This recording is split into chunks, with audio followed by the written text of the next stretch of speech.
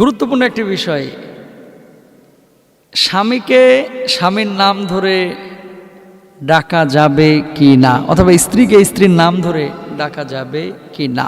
আরেকটি গুরুত্বপূর্ণ অংশ হচ্ছে স্বামী বা স্ত্রী একে অপরকে ভাই বা বোন বলে সম্বোধন করতে পারবেন কি পারবেন না। এ বিষয়ে আজকে আমরা কিছু কথা বলবো ইনশাআল্লাহ তাআলা।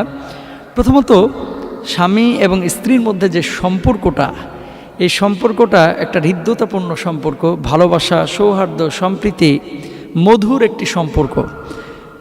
স্বামী স্ত্রীর যে মধুর সম্পর্ক, এর মধ্যে মানবাভিমান থাকে, এর মধ্যে কথা কাটাকাটি থাকে, এর মধ্যে ঝগড়া এবং মৃদু যুদ্ধ বিগ্রহ থাকে। পরক্ষণেই সেগুলো কিন্তু আবার কিছুক্ষণ পরে ঠিক হয়ে যায় এবং এই ঝগড়া বিবাদ এগুলো পরবর্তীতে যখন মনে পড়ে তখন কিন্তু অনেকে মিটিমিটি হাসে।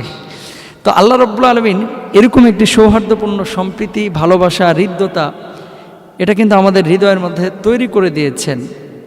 যারা আমরা অনুভব করি, ফিল করি, ইসলামকে যারা বুঝি, তারা আমরা জানি যে স্বামী এবং স্ত্রীর সম্পর্কটা কেমন হওয়া চাই এবং ভালোবাসাটা কতটা গভীর হওয়া চাই। হুন্না লিবাসুল্লাকুম ওয়া আনতুম লিবাসুল্লাহুন, স্বামী এবং স্ত্রী একে অপরের পোশাক স্বরূপ। ওয়াশিরুহুন্না বিল মারুফ, আল্লাহ রাসূল বলছেন স্ত্রীদের সঙ্গে তোমরা ভালো আচরণ করো। এখন যে কথাটি বলছিলাম, স্বামীকে নাম ধরে ডাকা যাবে কি, এ ব্যাপারে দুটি কথা।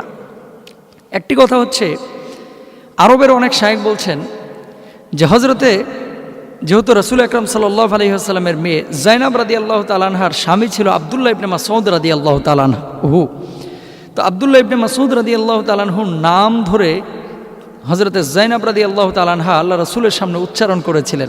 স্বামীর নাম যখন হযরতে যায়নাব রাদিয়াল্লাহু তাআলা আনহা উচ্চারণ করলেন, আল্লাহর নবী তখন তাকে বারণ করেন নাই। যেহেতু আল্লাহর নবী হযরতে যায়নাব রাদিয়াল্লাহু তাআলা আনহাকে আব্দুল্লাহ ইবনে মাসউদ রাদিয়াল্লাহু তাআলা আনহুর নাম ধরে ডাকতে বারণ করেন নাই, সেহেতু এটা জায়েজ আরবের অধিকাংশ শায়েখদের মতে। কিন্তু দারুল উলুম দেওবন্দ এবং এই উপমহাদেশে আমাদের যে কালচারটা, এই কালচারের সাথে আরও একটি গুরুত্বপূর্ণ বিষয় রয়েছে রাসূল আকরাম সাল্লাল্লাহু আলাইহি ওয়াসাল্লামের দৈনন্দিন জীবন।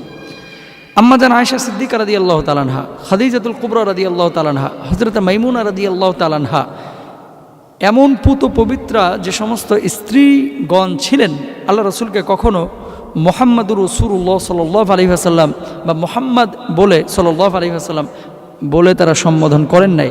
তারা সম্বোধন করেছেন ইয়া রাসূলুল্লাহ, হে নবী। এইভাবে তারা সম্বোধন করেছেন ইয়া হাবিবাল্লাহ, ইয়া নবী, এইভাবে তারা সম্বোধন করেছেন। আল্লাহ রাসূল সাল্লাল্লাহু আলাইহি ওয়াসাল্লামকে হে আল্লাহ রাসূল বলে তারা ম্যাক্সিমাম সম্বোধনগুলো করেছেন। যেহেতু আল্লাহ রাসূলের নাম কোনো স্ত্রী নেন নাই, বিধায় আমরা নিব না। আরেকটি বিষয় আমাদের এই উপমহাদেশে রয়েছে, সেটি হচ্ছে আমরা মুরব্বীদের নাম মুখে নেওয়াটাকে বেয়াদবি মনে করি। আপনি যখন আপনার বাবাকে ডাকেন, আপনি কি বলেন, ধরেন আপনার বাবার নাম মামুনুর রশিদ, আপনি কি আপনার বাবাকে বলেন আব্বা মামুনুর রশিদ? আপনি কি আপনার মাকে বলেন আম্মা খাদিজা বেগম? আপনি কি আপনার চাচাকে বলেন চাচা আব্দুল মজিদ? এরকম কিন্তু আমরা কেউ বলি না। কারণটা কি? বড়দের নাম মুখে উচ্চারণ করাটাকে আমরা বেয়াদবি মনে করি। বড়দের নাম মুখে উচ্চারণ করাটাকে আমরা কি মনে করি? বেয়াদবি মনে করি। যেহেতু আমরা বড়দের নাম মুখে উচ্চারণ করাকে বেয়াদবি মনে করি, দারুল উলুম দেওবন্দ তারা ফতোয়া দিয়েছে এই উপমহাদেশে যেহেতু বড়দের নাম মুখে উচ্চারণ করাটা আমরা অসভ্য মনে করি, সভ্যতার পরিপন্থী মনে করি, সেহেতু স্বামীর নাম স্ত্রী মুখে উচ্চারণ করা বা স্বামীকে নাম ধরে ডাকাটা উচিত নয়। তো দুপক্ষেই কিন্তু যুক্তি রয়েছে। আমরা কোন পক্ষে যাব? আমরা সাধারণত যেহেতু এই দেশের এই কালচারে নাম ধরে ডাকাটা প্রচলিত না, সেহেতু আমরা নাম ধরে ডাকবো না। এখন কেউ যদি নাম ধরে ডাকে, একান্তই সেটা তার ব্যাপার, এখানে হারাম বলার কোনো সুযোগ নেই। প্রিয় ভাইরা আমার, আমরা এখানে স্পষ্টভাবে একটি কথা আপনাদের সামনে তুলে ধরতে চাই। যেহেতু যায়নাব রাদিয়াল্লাহু তাআলা আনহা তার স্বামীর নাম নিয়েছেন, আল্লাহ রাসূল বারণ করে নাই, সেহেতু এটা জায়েজ।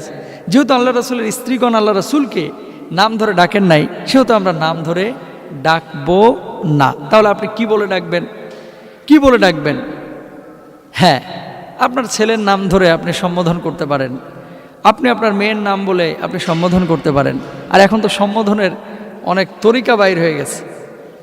ও একটা ছোটবেলায় গল্প শুনেছিলাম, একজন বাচ্চাকে জিজ্ঞেস করেছে, এই কে জিজ্ঞেস করেছে? শিক্ষক, তোমার বাবার নাম কি? তো বলতেছে, বাবার নাম ওগো শুনছো?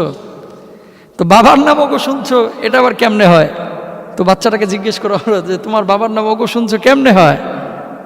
বলছে, আমার মা আমার বাবাকে এইভাবেই ডাকে। তো আমাদের দেশে কখনো কখনো ডাকা হয়, ও গেদুর বাপ, ও আব্দুল মজিদের আব্বা, ও সালমানের আব্বা, ও সাইদের আব্বা, এভাবে ডাকা হয়। আবার কেউ কেউ আবার এমন বলে, ওগো শুনছো, এই শুনেন না, শুনছেননি? এক একটা অঞ্চলে এক একভাবে স্বামীদেরকে সম্বোধন করা হয়। এগুলো হারাম না। যদি স্বামী রাগ না করে তাহলে আপনি স্বামীকে এভাবে সম্মান দিয়ে সম্বোধন করতে পারেন, অবশ্যই শুদ্ধ ভাষায়, মার্জিত ভাষায়। এখন স্ত্রীদের নাম আপনি মুখে নিতে পারবেন কিনা, বা স্ত্রীদেরকে নাম ধরে ডাকতে পারবেন কি পারবেন না? হ্যাঁ, স্ত্রীরা সাধারণত আমাদের দেশে যেটা হয় যে স্বামীদের থেকে বয়সে অনেক ছোট হয়ে থাকেন, অথবা 2 বছর 3 বছরের ছোট হয়ে থাকেন। তো স্বাভাবিকভাবে স্ত্রীদেরকে নাম ধরে ডাকলে এটা স্ত্রীদের একটা নেচার, স্ত্রীরা বেশি খুশি হয়। বাবুর আম্মু বললে যতটা না খুশি হয়, যদি রাবিয়া বলে ডাকা হয়, খাদিজা বলে ডাকা হয়, সুমাইয়া বলে ডাকা হয়, হুমায়রা বলে ডাকা হয়, তাহলে স্ত্রীরা বেশি খুশি হয়। তো যেহেতু এভাবেই প্রচলিত হয়ে আছে এবং আল্লাহ রাসূল সাল্লাল্লাহু আলাইহি ওয়াসাল্লাম তার স্ত্রীদেরকে নাম ধরে ডেকেছেন, আপনারা ডাকতে পারেন, কোনো সমস্যা নেই। এখন বড় যে সমস্যাটা সেটা হচ্ছে, আমাদের সমাজে কিছু মানুষ স্ত্রীদেরকে বোনের মতো দেখে বা স্বামীদেরকে ভাইয়ের মতো দেখে। স্ত্রী যদি খালাতো বোন হয়, চাচাতো বোন হয়, কোনো সমস্যা নাই, আপনি বোনের মতো মনে করতে পারেন। কিন্তু যদি এরকম মনে করেন যে আপনার আপন বোন যেমন আপনার জন্য হারাম, স্ত্রী আপনার জন্য হারাম হয়ে যাক এ বলে তাকে বোন মেনশন করে আপনি ডেকেছেন, অথবা আপনার স্বামী আপনার জন্য জায়েজ হালাল কিন্তু আপনার ভাই আপনার জন্য কিন্তু হারাম, বিয়ে সাথে আপনার ভাইয়ের সাথে আপনার জায়েজ নেই, আপনি যদি আপনার স্বামীকে হারাম করার জন্য ভাই বলে সম্বোধন করেন তাহলে কিন্তু জেহার হয়ে যাবে। বউকে এমন ভালোবাসছেন যে বউকে নিষিদ্ধ করার জন্য, হারাম করার জন্য আপনি আপনার মায়ের সাথে তুলনা করে ফেলেছেন যে শোনা, তোমাকে আমি এত ভালোবাসি, আমার মার মতো তোমার ভালোবাসি। আপনার কিন্তু জিহার চলে আসবে। আর জিহার যদি চলে আসে তাহলে কিন্তু আপনার ওই স্ত্রীর সঙ্গে ওঠা বসা, মেলামেশা সম্পূর্ণরূপে হারাম হয়ে যাবে। আপনি তখন কি করবেন? আল্লাহ রাব্বুল আলামিন পবিত্র কুরআনুল কারীমের মধ্যে বলে দিয়েছেন কি করবেন। আল্লাহ রাব্বুল আলামিন বলছেন, ওয়াল্লাযীনা ইউযাহিরুনা মিন নিসাইহিম সুম্মা ইয়াউদুনা লিমা ক্বালু ফাতাহরীরু রাকাবাতাম মিন ক্বাবলি আন ইয়াতামাসসা যালিকুম তুআযুনা বিহি ওয়াল্লাহু বিমা তা'মালুনা খাবীর। আল্লাহ রাব্বুল আলামিন বলছেন, তাদের নারীদের মধ্য থেকে জিহাদ যদি কারো সংঘটিত হয়ে যায়, কোনো নারীর ওপরে কোনো পুরুষ যদি এই ধরনের কোনো শব্দ চয়ন করে, ওই পুরুষের ওপরে কাফফারা আসবে। সেই কাফফারাগুলো হচ্ছে একজন গোলামকে আজাদ করা। এরপর আল্লাহ রাব্বুল আলামিন বলছেন, ফামাল্লাম ইয়াজিদে, যদি গোলাম আজাদ করা সম্ভবপর না হয়, ফাসিয়ামু শাহরাইনি মুতাতাবিআইন, আল্লাহ রাব্বুল আলামিন বললেন ধারাবাহিকভাবে 2 মাস রোজা রাখবে। মিন ক্বাবলি আন ইয়াতামাসসা, যতক্ষণ পর্যন্ত টানা 2 মাস রোজা না রাখবে ওই স্ত্রীকে স্পর্শ ওই স্বামী করতে পারবে না। আল্লাহু আকবার। একজন গোলাম আজাদ করতে হবে, যদি গোলাম খুঁজে না পান 2 মাস আপনাকে টানা রোজা রাখতে হবে। যদি 2 মাস টানা আপনি রোজা রাখতে না পারেন তাহলে কি করবেন?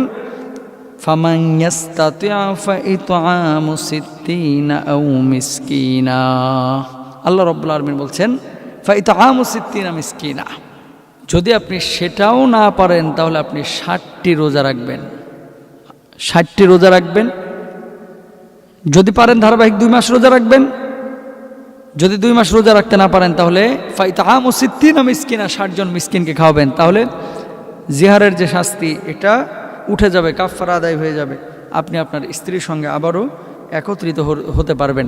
সুতরাং যা কিছু শুনলাম আল্লাহ সুবহানাহু ওয়া তাআলা আমাদেরকে বুঝে আমল করার তৌফিক দান করুন। আমিন।